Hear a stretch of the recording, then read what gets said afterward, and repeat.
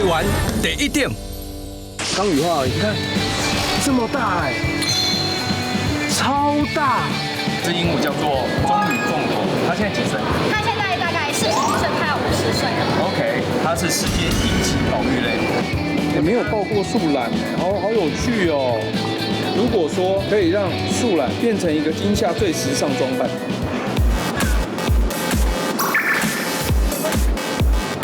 它是世界最大的深蓝，对，它是很凶，对不对？最大的蛇，没错。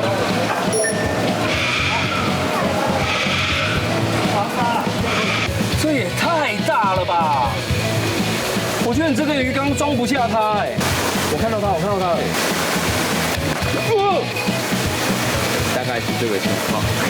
是，我都没有被吓到，我真的被它吓到一下。亚马逊雨林是世界上最大的雨林，占世界雨林面积的一半，森林面积的20%，有“地球之肺”的称号。亚马逊雨林有550万平方公里，相当于153个台湾的大小，也是全球最大以及物种最多的热带雨林。它孕育了有4万多种的植物，400多种的哺乳类动物，还有1300种的鸟类。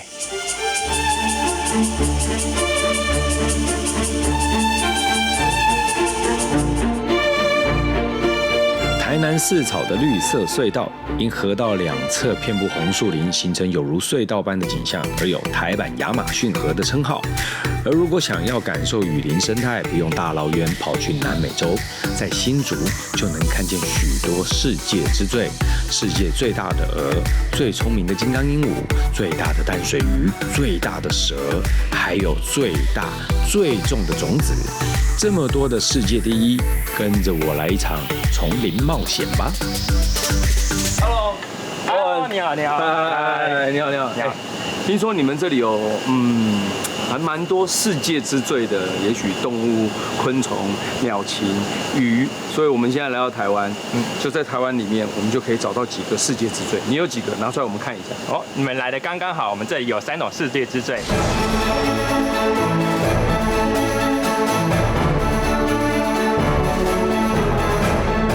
然后我们先来第一种世界之最，就是世界上最大的兜类——长鳍大兜虫，吓死你！我跟你讲，现在我们看到的这只是标本，来先让你看一下标本有多大，它就是这么大。哎，长鳍大兜虫哎，它真的是世界上最大的兜虫了吧？对吧？对，它是原产于哪里？原产于南美洲地区的大美洲林。南美洲，对，南美洲，你看有这么大。它的这个夹子呢，你如果自己家里有饲养啊，千万记得手不要这样放进去。我跟你讲，放进去你就糗了，因为它是直接是这样，它是属于，我先把这个放，对，我看一只活的给你看哦。我们刚刚才说哈，你千万不要把它，就是没错，你千万不要把它哈，就是放进去，因为放进去它就会生气。哎，有没有？它会给你夹起来。它这是世界上最大的大兜虫，现在目前记录可以到18.8公分。它这个大概有几公分？这只只有14多公分左右而已，因为这只在化蛹的时候刚好头角有折到，所以会比较短一点。一般来讲的话，可以到15、16左右长度。OK， 对。如果有看我们之前的台湾第一等，然后你没看的话，你也可以去 YT 频道上面找。甲虫要怎么养得大？不是出来才养大，在蛹的时候就要养大。你给它的幼虫的时候，你给它多少营养，它有多大，出来它就有多大。小时候营养给不足，哇，就大不了了，就小只了。对，那前面这个弯道了。像这个弯道的话，就可能是它蛹室做的比较小，所以不像一般正常蛹室比较长，可以比较拉的比较直。像这个图片一样，这样很直的角。很直的。对。像这个蛹室的话，会做的比较小，或者是化蛹的时候，在蛹室比较前面的地方，这个刚好一个弧度就凹到了。OK， 你看它身上壳上面的黄鞘颜色也是非常非常漂亮。哇，你看它，哎，不要紧张，不要紧张，来，你有看到啊？它这里有它的脚，长鳍在这边，然后它眼睛，然后还有它嘴巴，下面还有带一些金色的毛，有看到吗？金毛，它背上也有一点点小小的金毛，对，它身上都会有一些细毛。哇，是很漂亮的。好大，这台湾没有。OK， 台湾是没有的东西，但是它是世界最大的长鳍大兜虫。好，还有什么？我们还有台湾最大的锹形虫。台湾最大的锹形虫，现在我们可以看到，这里是我们台湾比较常见的小型的扁锹形虫，但是我们台湾最大的锹形虫在我们的右手边。走，来看一下。来，这一只就是我们台湾最大的锹形虫，鬼燕锹形虫，长牙型的。然后，鬼燕是属于比较胆小的锹形虫，所以我们的主持人在抓会比较容易跑，会让跑一通。OK，好，不要跑，好，先稍微让它稳定一下。这叫做鬼燕锹形虫。鬼燕锹形虫在夏末秋初的时候都会出现的大型锹类。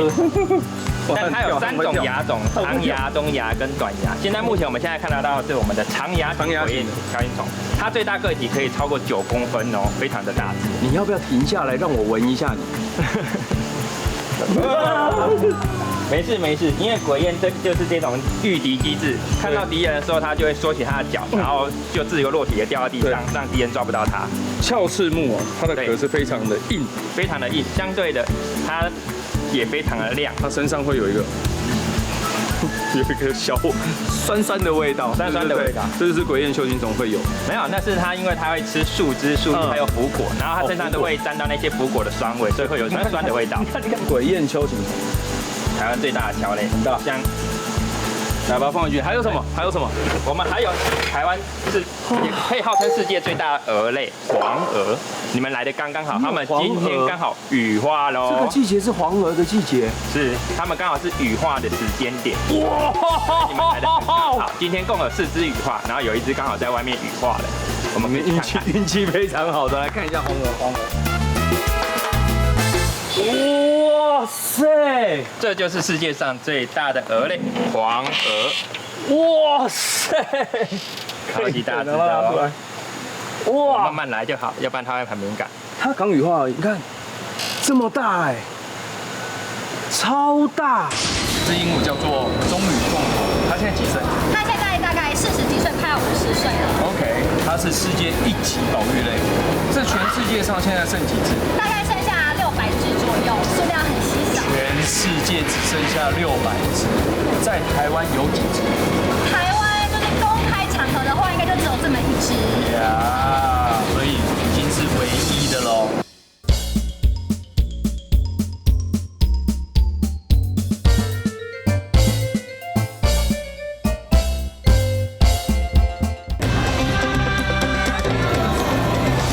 台湾第1点，超大！这是世界上最大的鹅类了。对，很多人都把它误会成那个凤蝶，因为它翅膀跟凤蝶很大，它是黄鹅。然后黄鹅有一个很可爱的绰号，叫做蛇头鹅。哎，对，因为它翅膀最末端这边像蛇的头一样，有没有？我们可以从前面看，有眼睛，有嘴巴，就像看，有没有？蛇的头，你注意看，然后它就像一个，你自己去想象蛇的脸，有没有？侧脸就是蛇头。这只可意会，不可言传呐！啾！哇！然后这只会小一点，这只是公的会比较小一点。它从它的卵开始，一直到它化蛹羽化，这一段时间要多长的时间？将近快1年，1年的时间。但它羽化后只剩下多少时间？它羽化后那个口气会退化掉，所以它只剩1个礼拜至2个礼拜的存活时间。哇，你看，它是靠它身体这个肥胖的身体的里面的脂肪来蓄积养分，来维持它的生命。但相对的，这1-2个礼拜的时间就是出来为了交配而已，对吧？对，就是这也，我觉得有的时候看这些昆虫跟动物啊，尤其昆虫，比如说蝴蝶、蛾，我觉得就好像看到一种年轻人的人生，真的就是你把自己开得这么漂亮，为的是什么？为的就是好好享受这个世界，不要浪费太多时间在无意义的事情上面。你看他出来干嘛？交配，为了出来找伴侣。对，没有，就是享受，把自己穿很漂亮，然后享受这个世界。但他只剩下一个礼拜至2个礼拜到2个礼拜的时候，甚至如果提前交配的话，可能连1个礼拜都不到。真的哦，因为他把所有精力体力都在运动上面，所以也不要太早尝禁果，好不好？要不然这个寿命可能会减短，是这个意思。好大哦，超大哎！而且你看它的这个，这是它的茧，对，它的虫茧跟一般的蚕宝，我们养的蚕宝宝不太一样。蚕宝宝就一颗圆形白色的很明显，但它会用茧，它茧呢会用叶子给它包起来，把自己保护着，所以更有防水的效果。每次下雨啊，就比较不容易死掉。哦，而且你看它身上的颜色真的好漂亮，它的红色那个赤红色的感觉，然后喷一些深色的点在中间，然后圆心点。然后你注意看它的那个翅膀啊，它是鳞片上面，它其实是有透光的，它是可以透光，4个三角形是半透明，这样看得出来吗？哇，好漂亮哦，黄鹅哎，对，世界上最大的鹅类，黄鹅，好酷哦！我可以这样拿着它拿一整天呢。刚刚羽化的黄鹅比较不会乱跑，所以就很安静。好漂亮，太美了，太美了！而且它的头上，它的前面还有2个蛋，2个触角是因为公的为了寻找母的费洛蒙，所以它必须那个去嗅那个母的气味在哪里。你看得到吗？你这样看得到吗？它前面2个视角，什么？很发达的2个，很漂亮。你好像要投飞机哦。对啊，我要把它射出去哦。好漂亮哦！难得一见的黄鹅，其实早年在台湾不难发现，但近年来已经成为稀有生物。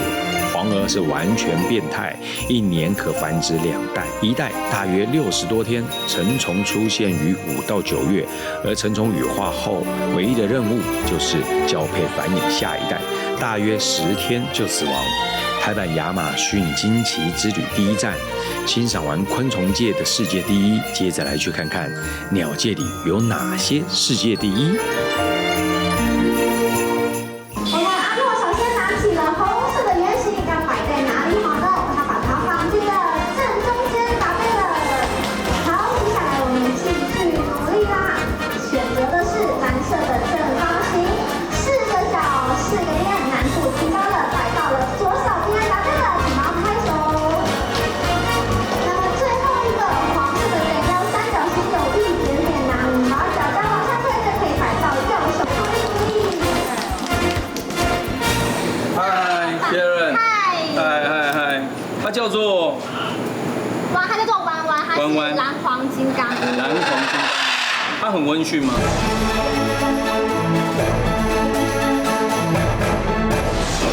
你可以试试看，但是要先跟他培养感情。然后因为我们不认识，所以我们就先给他食物，对，然后叫他的名字弯弯，然后他跟你示好，就是他会点头，那就是哦可以哦。给我一个，弯弯，你要吃吗？可以。弯弯，那你要过来我手上吗？哎，又不关你的事，我交朋友跟你有什么关系？好，然后你要吗？好，你要在我手上吗？好。然后戴的时候，我们会很放松的这样子吹在手，吹在身体的两边，它也比较不会紧张。好，你不要紧张，弯弯，因为你紧张我也紧张，你知道吗？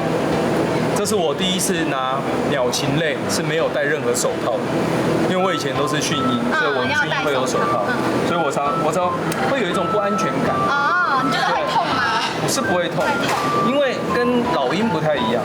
鹦鹉它不会靠它的爪子去用力的挤你，它紧张它不会挤你。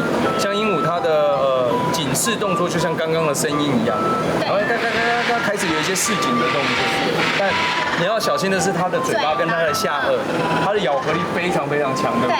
因为它们天生就是要拿来咬食一些很硬的果实啊、核果啊、核桃啊之类的。哦，3到5岁的小孩，通常我们最需要帮他做的事情就是放电。你要帮他把电放完，把注意力、他的那些精神、精力全部用完，除了体力，还有他的精神要用完。那鹦鹉是不是也是？对。那你们平常都怎么做？我们就是会带他出来，然后跟他培养一下感情，喊他要弯弯点头，亲一个，就是然后让他在桌上做一些才艺，对。其实就是让他去转移注意力，消耗一下他。对。哎呦，好棒哦！弯弯点头，不要。那可以给我一个，我知道有方法。对，来，弯弯点头好吗？我们有一个指令，就是我们点头的话，我们手会长放比一个1，所以你可以试试看。弯弯点头。有了，好棒哦，就可以培养感情了。弯弯，你要吃吗？点头。他可以给你亲一个。真的吗？弯弯亲一个，哇，好棒！他好乖哦。对他很乖，因为他就非常爱吃，他为了吃，他说你要跟他干嘛都可以，爱吃的优点。对，爱吃其实就好沟通。对，因为我们没有语言，我们只能靠一些一个奖励。对啊，那来我手上。OK， 弯弯，我们回家吧。哇，亲很多下。这么好，弯弯。哎，你是没事一直亲我干什么，弯弯？好了。他两个要吃的。你太热情了，你太热情，太热情了。啊，好，你不用亲我，我也会给你吃，好吗？来，弯弯给你。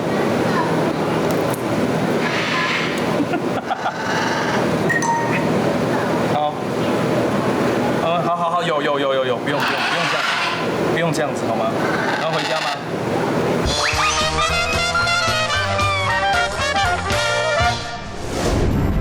金刚鹦鹉是鹦鹉科中体型最大的鹦鹉，平均寿命约70岁，拥有人类3至5岁的智力，表演学习和模仿能力强。因此，只要勤加互动，就能成为表现很稳定、可以登台表演的鸟明星。而身为一位暂时卸任的驯鹰师，要驯服这些鹦鹉，应该不会太难吧？来，看着我，这个，来。你要先让他站上去。对。他太重了。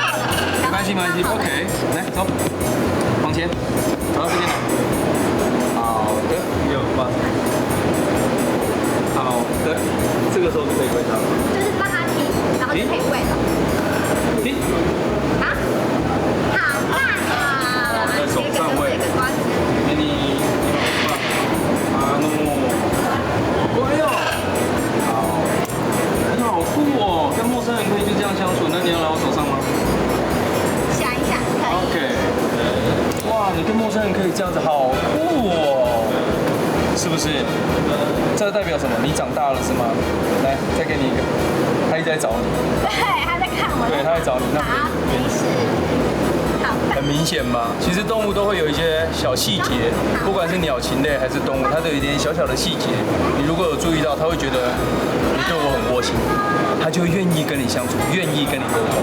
但今天我们台湾第一等要介绍一个，哇，真的是世界上1级保育的东西，也只有在我们这里可以看得到。那我直接去带它。好啊，猜猜看是什么？很厉害哦。没有抱过树懒，好有趣哦。如果说可以让树懒变成一个今夏最时尚装扮，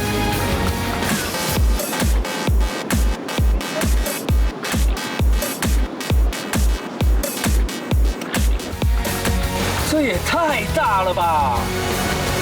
我觉得你这个鱼缸装不下它哎。我看到它哎。大概是这个情况。是，我都没有吓到，我真的被他吓到一下。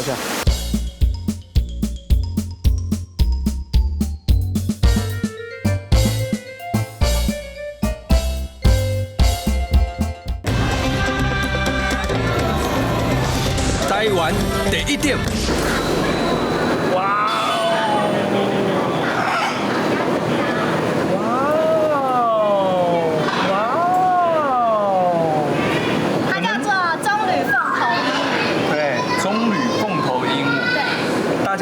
可能在对鹦鹉不了解的人，或者是你只知道是因为很多人对，比如说我看到鹦鹉，它就是鹦鹉，它是都长得一样的鹦鹉，但这只鹦鹉叫做棕榈凤头，它现在几岁？它现在大概40几岁，快要50岁了。OK， 它是世界1级保育类，快要50岁了。我有办法喂它吗？可以，但是动作要非常的慢，因为它很容易受到惊吓。哦，你要不要？给你，好的。好可爱哦！这全世界上现在剩几只？大概剩下600只左右，数量很稀少。全世界只剩下600只，在台湾有几只？台湾就是公开场合的话，应该就只有这么一只。呀，所以已经是唯一的喽。看，给你好吗？好棒！这样算鸟类吗？也还好。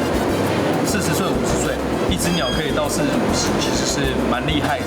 你看它的羽毛头上有个冠。对，凤头鹦鹉的特色，就它们激动的时候，可能开心，可能生气，然后头就会像现在这样打开，很像凤梨一样，所以叫做凤头鹦鹉。然后现在表示它有点紧张。对，它这样的颜色也很漂亮。好，你要不要摸摸看它？确定？对，然后但是因为它怕它吓到，所以呢，我们要动作很慢。它嘴巴会过来，可是它做动作，它不会真的咬人，就这样慢慢的。它的背也可以摸，你可以摸摸看这种。没关系，它可以到我手上。哦，可以，我们也是慢慢的。慢上来，来。它指甲比较尖一点。嗨。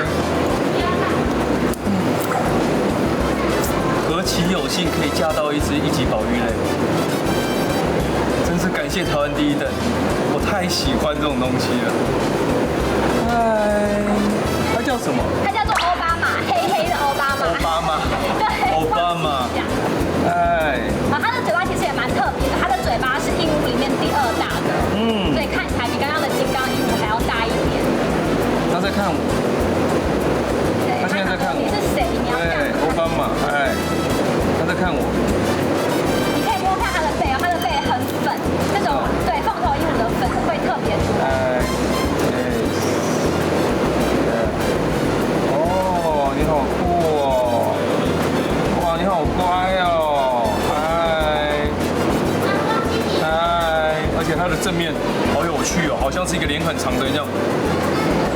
啊，很像那个《玩具总动员》里面那个飞向宇宙浩瀚无垠那个叫什么巴斯光年的脸，你注意看它的正面，你注意看它的脸，有没有像不像巴斯光年？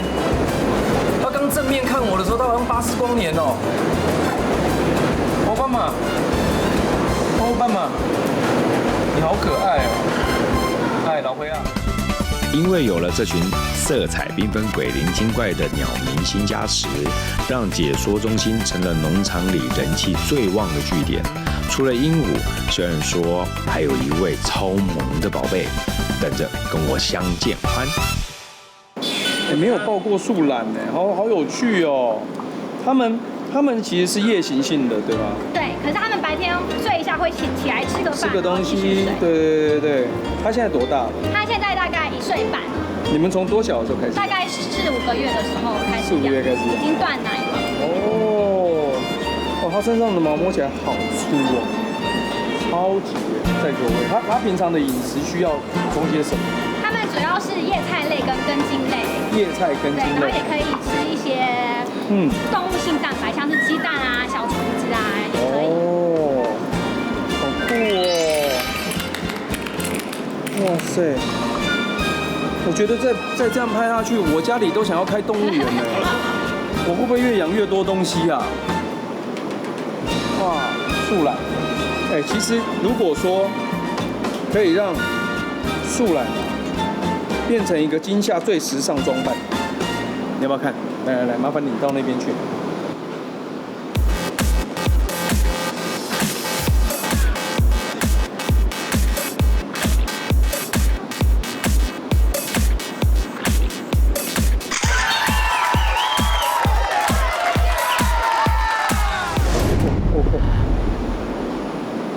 其实树懒一点也不懒，对不对？对。他们的动作快吗？他们大概每秒钟移动6公分，如果都没有掠食者的话，比较慢一点。每秒移动6公分。对。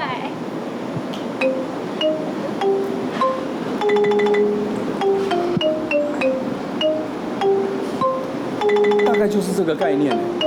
好，还你，他一直很想找你。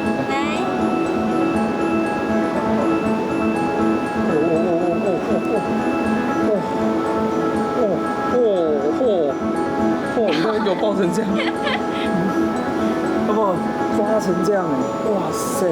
而且你知道吗？他刚刚的那个爪子，瞬间让我觉得我生命有一点点受到威胁。你知道为什么吗？他们的爪子刚好都在我几个动脉的地方。我很怕就，其实不会。在这样的夜行性动物，而且它每秒只能移动6公分的情况下，其实它还是很温驯。但是呢，对动物的照顾还是要先了解它，了解它的个性，好好的跟它相处，就像是你跟你的小朋友、你的另一半、你的朋友相处是一样的。OK。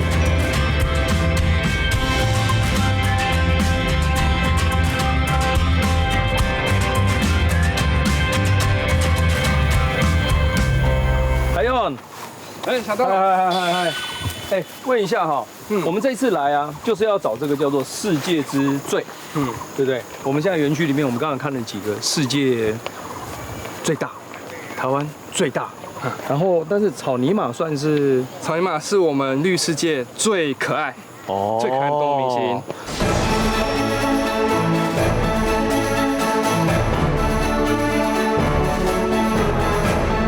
世界最可爱，哎，这没有人敢反驳吧？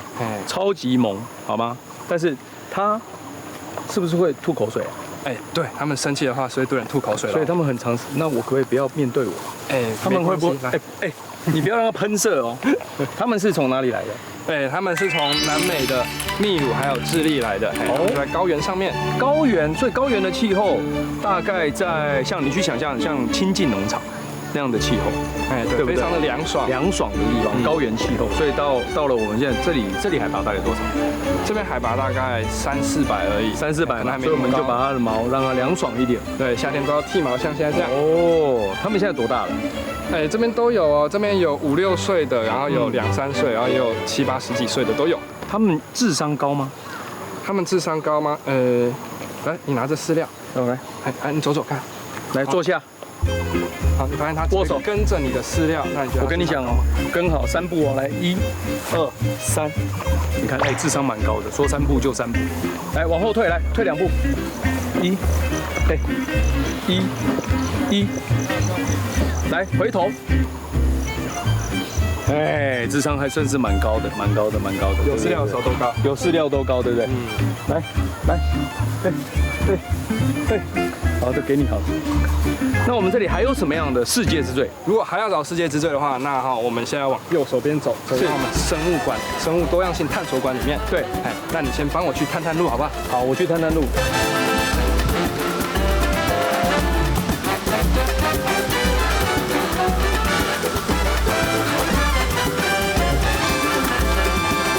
我跟你讲。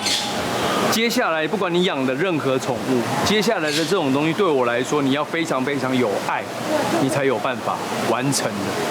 因为本人对它真的没有爱，我只有怕。哎，小豆，新朋友介绍给你认识。你不用，我们保持点距离，现在有社交距离的，好吗？1.5米。哦，这只是什么？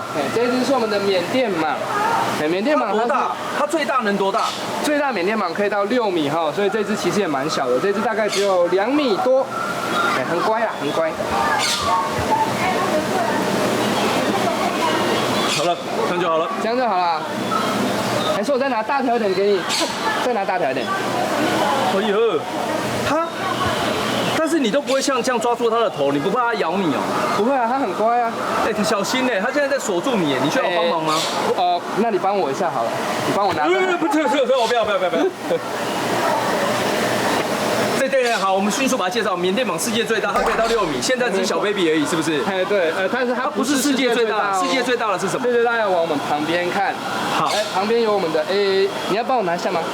那我把它放回去了。你把它放回去好了。Oh my god！ 你知道我刚刚只是轻轻摸了它一下，你知道身体的那个肌肉啊，像是一个超级筋肉人的肌肉，你要搬它你是搬不动的。你知道像什么吗？像一个很有扭力的机器，它明明在那边，你就是动不了它的感觉，它就有这种能力。你知道这种蟒蛇、深染都是。我们接下来要看世界最大的。Go。接下来要介绍这个东西呢，是你在无数的电影教科书，你都会看到它的名字，而且你只要讲出雪兰花，大家就知道是什么 ，Anaconda， 它是世界最大的深蓝，没错，它就是我们的绿深蓝。绿深蓝，它是很凶，对不对？最大的蛇，没错，非常的凶。看你现在这样会避开门口的样子，就表示它很凶，对不对？我躲到这个侧边，它多凶？基本上手现在进去，它就有可能扑出来了。真的吗？是真的，你试试看，我不信。我也不信。还是你先，你要保护我。好，确定哦。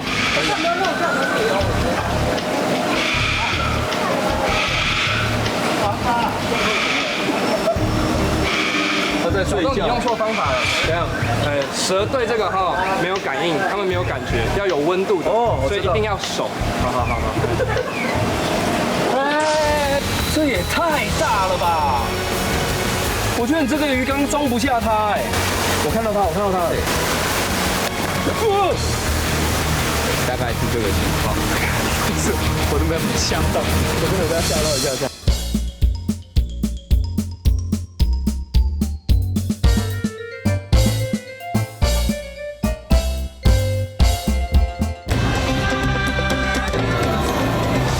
台湾第一点，蛇对这个没有感应，它们没有感觉，要有温度的。哦，所以一定要手。好。先不要，我也会怕。你看，连你都会怕，就知道它有多恐怖了。他们非常的。我们先把它关起来，先把它关起来好了。你看，连一个饲育员都会对它产生敬畏，你就知道，其实你在野外碰到任何的野生动物，我们就好好的观察它就好了。你也不要去干扰它，哪怕是它正在进食中，或者是它正在猎捕中，我们都在旁边好好的观察，不要干扰它们，因为你的任何一个方式介入，都会影响了它接下来的发展。OK？ 很酷。还有什么？还有呢，我们的树懒，没错，在哪里？世界最慢，那我们来找找看。没想到世界最慢也能成为世界之最，没错，世界之最。来看看，来找它。走。来！哇塞，鹈鹕哎！没错。它现在在吃，它还没吞进去。这是鹈鹕。没错，这是我们的大白鹈鹕。哇，它现在自己在瞧角度。没错，因为他们要吞鱼的话，要瞧一个角度，对不对？你看从后面吃的话，会不舒服，吃到喉咙，然后从前面嘛，对不对？还在找。那你帮我喂一只。很调皮哦。我很怕了，我靠，就是给扣下去，抛远一点。这是算是世界最大。他们是世界上喉咙能装最多东西的鸟类，世界之最。那这个呢？这个也是鹈鹕，就是不同的品种。哪一种品种？这个叫做粉红背鹈鹕。来，嘴巴打开来。Good job。我很会喂食的，你看。可以哦。吵架了！不要吵，你刚刚已经有一只了，你不要这样子。对，不要怕，你会有的。轮流。这什么？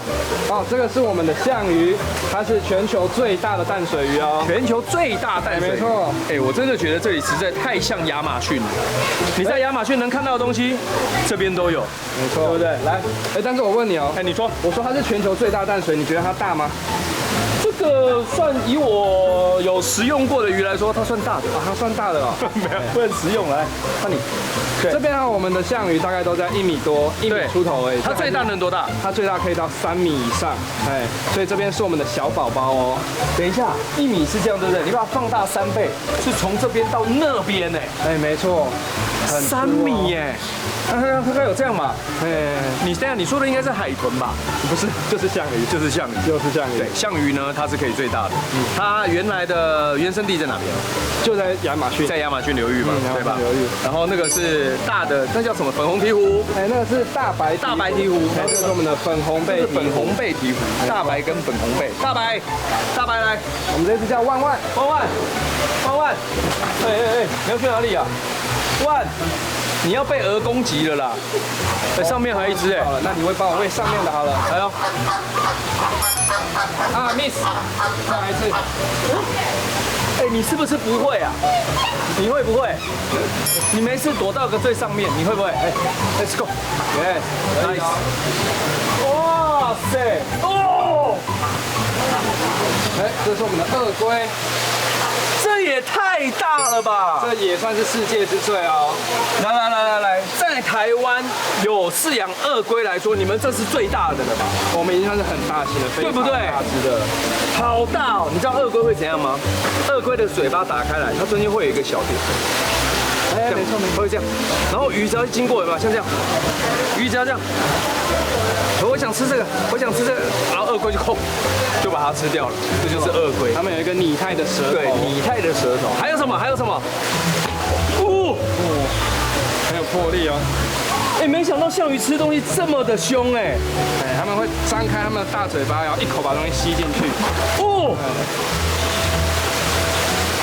你会象鱼这么？我以为这种象鱼就像就笨重，也很温和，对不对？对，很温和。这边有，你看要来喽。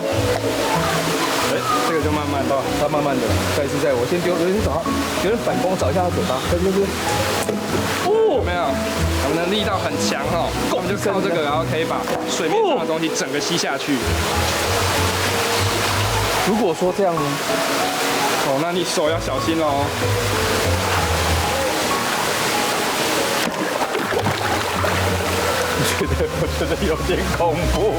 我觉得有点恐怖，好像每一口都像在开枪一样，你看有扳机声，有没有？大声。你说这样的算是小宝宝而已？对，这样是小宝宝。所以你园区还有更大的吗？你等一下还会看到更大的，真的假的？成年象鱼哦，成年象鱼。好，我们再来去看一下。哎呦！哇，每天你要喂它几餐？还是想到就喂？每天一餐。哇塞，好酷哦！那鹈鹕不能吃这种，鹈鹕吃这个的话，它们不好吞，因为它们很容易卡住。哦呦，吃整条鱼。好，来吧，走，我们再来去找世界之最。采开放空间的多样性生态馆，不仅采光明亮，最棒的是跟动物的距离很近。馆内还有模拟热带雨林的雷雨交加情景，不仅带来听觉刺激，更有着视觉享受。至于原本要拜访动作缓慢的树懒们，听说人家还在补眠不便见客，只能先帮他们准备好下午茶，看看食物的魅力能不能够吸引他们现身喽。看了天上飞的、水里游的、地上爬的，听说植物也有世界之最，来去瞧瞧。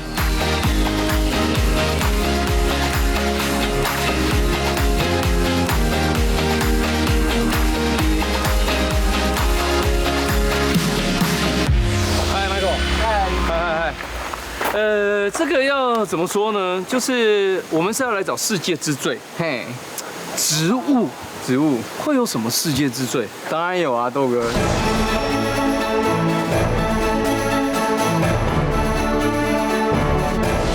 有什么？一定会非常有兴趣的。真的假？我会非常有兴趣。当然，一定。真的假的？真的。我有兴趣的东西蛮多的。那应该会很有兴趣。会很有兴趣吗？对啊。好，来看看。好，走，来看看。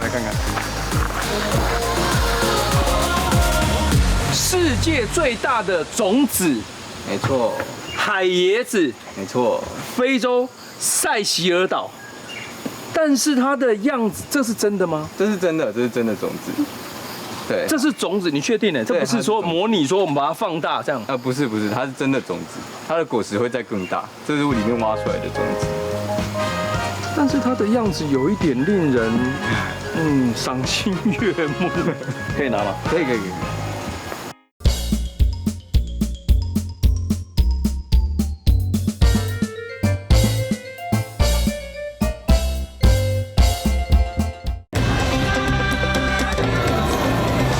台湾第一点，可以拿吗？可以。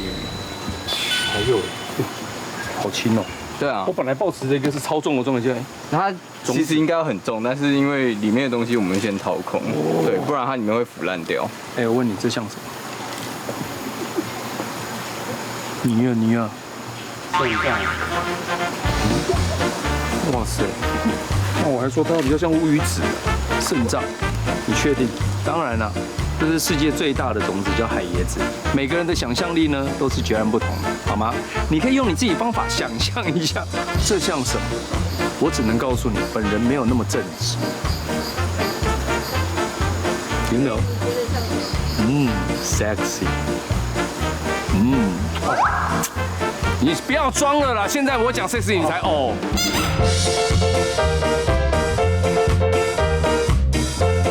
所以我觉得造物者其实蛮厉害的。造物者在制造这宇宙跟世界上所有的东西，其实它都有特别的意思。最大的种子，世界最大，还有什么？哇，这边是，哇塞，这是台湾原生种的食虫植物，对，小毛丹苔，宽叶毛丹苔，包起来在上面，对不对？它上面呢会有一些黏丝就是会黏，那食虫嘛，你知道虫到了它上面以后就黏住，好像我们粘鼠板一样，它会黏住的。对，现在已经很少了。对，这野外已经快看不到了。我觉得也是要环境够好。对，环境要非常好。对啊，它也是一种环境指标。对，这是台湾原生种，然后这边也有哦，宽叶的，宽叶毛丹，对不对？圆叶狸藻也是藻类，长叶毛膏菜，这些也是非常少的。对，对啊，哇，好漂亮哦。然后还有其他的哦，板基植物，哇，好疗愈哦！家里有一盆这样子，实在是太疗愈了。远从澳洲、南美洲等地搜集超过上百种珍奇的食虫植物，光是猪笼草就有20多种，走一趟就能一窥食虫植物既神秘又多样的面貌。而一旁的仙人掌公园更是网罗了1000多种各式不同的仙人掌，有些甚至早已超过100岁年龄。即使静止不动的植物，也都值得我们好好的探索。这也太大了吧！我觉得你这个鱼缸装不下它，哎，太大了吧？对啊，它真的非常的大只。它有多大？现在它应该有快2公尺以上哦。2公尺。对，它已经算成年象鱼了吗？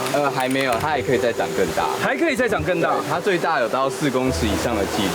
对。天哪，亚马逊流域，你要知道，哎，亚马逊里面不随便出东西的，一出都是大东西。比如说象鱼，没错，这太大了吧？那你平常都怎么照顾它？平常就是喂鱼啊，喂鱼给它们吃。那它的声音不就会像比刚刚的更恐怖？它可能会就是跳出水面，或者是会有跳出水面，会有水花溅上来这样，它会摆它的尾巴这样。鱼呢？现在有鱼吗？有在上面的鱼。不是，我们来喂一下好不好？要上去上面。好啊，好啊，好，可以吗？上去喂一下，上去喂一下。哇塞！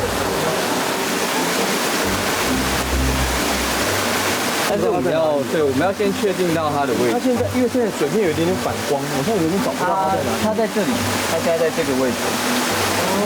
看到吗？对，所以我们要往旁边丢一点点，它就会听到那个水声，就会过去。我看到它了。我看到。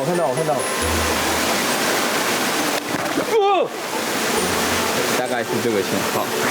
是，我都没有被吓到，我真的有被它吓到一下。哦，好恐怖哦！它在哪里？我现在找一下，我找到。哦，要听到它那个声音呢，要有一个喂法。你看，我要先找到它在，它还在，它头在这里，对，头在这里。有没有？我说要听到那个声音，一定要让它哈，就是有一点点。它头我找到，在这。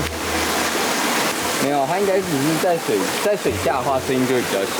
它在上来水面就会有那个啪的。那等一下我再等它上来一点，把它引离靠近水面就可以。对，喂它其实蛮好玩。对，小心哦。我先找一下它在哪。它在那边，要小心哦。我知道。对，它要上来，它快上来。好大，这太大了吧？非常大一只，太巨了啦！这水里面现在有几只象鱼？就它一只。象鱼这一池就只有它一只。对，就是确保它的安全。巨无霸。哇塞，它又来吃。旁边还有一个那个我们俗称的头鲨，是不是？对。青池底红尾鸭嘴。好酷哦！哦，它的嘴巴大概这样吧。哦天哪，很大哎，很大一只。我觉得这已经超过2米半了啦。我觉得超过2米半，这只应该有超过2米，是不是？对。哦，原来。所以在亚马逊流域里面，你会看到很多大的地方，大的动物、大的植物、大的鸟类。亚马逊有多大？它是我们全球的肺。所以呢，我们也要好好的照顾，不只是亚马逊，从你家身边做起，好吗？好好照顾你的环境，你就会有好的环境，地球才会越变越健康。